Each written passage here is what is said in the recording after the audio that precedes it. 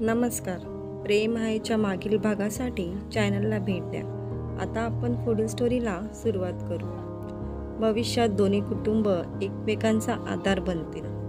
शिवीन अतिशय गंभीर चेहरा करत म्हणाला, सोनू, तिथे दोघांनी एकमेकांचे मोठे काही नुकसान करण्याआधी त्यांना थांबवायला हवे.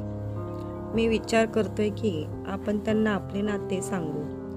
कदाचित त्यांचा त्यांच्यावर काहीतरी परिणाम होईल. ठीक आहे, प्रयत्न करून बघूया. आता आपल्याबद्दल सांगूनच टाकूया.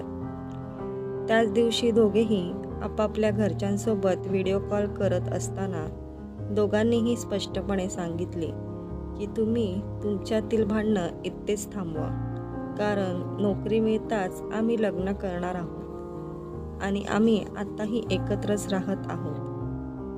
खूप विचार करून आम्ही एकमेकांची जोडीदार म्हणून निवड केली आहे. आमचा निर्णय बदलणार नाही. आता काय करायचे ते तुम्हीच ठरवा. आमच्यात प्रेम आहे, ते कायम राहील. दोन्ही कुटुंबात अचानक शांतता पसरली. सर्व गप्प बसून होते. कोणी कोणाशीही बोलत नव्हते. बरेच दिवस दोन्ही बाजूंनी शांतता होती. कोणी कोणाला त्रास दिला नाही. सोनिका आणि शिवीनने घरच्यांशी बोलणे बंद केले होते. आई वडिलांना त्यांनी विचार करायला पूर्ण वेळ दिला. मोनिका सतत सोनिकाच्या संपर्कात होती.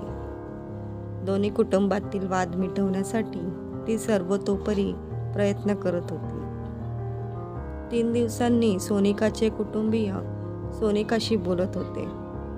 रोहित म्हणाला, माणूस स्वतःच्या मुलांपुढे हार पत्करतो. आम्ही आणखी काय करू शकतो?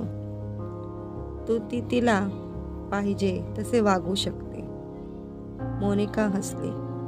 बाबा, यात कुठलाही जय पराजय नाही. हे प्रेम आहे. दुसरीकडे मीरा हसत शिवीनला म्हणाली, ठीक आहे, जर प्रेम असेल तर आम्ही करूच काय शकतो. सर्व बोलणे संपले. फोन ठेवल्यानंतर शिवीन आणि सोनिका गप्पा मारत एकमेकांच्या मिठीत हरवून गेले. तर मित्रांनो, स्टोरी आवडल्यास व्हिडिओला लाईक करा आणि चॅनलला सबस्क्राईब करायला विसरू नका.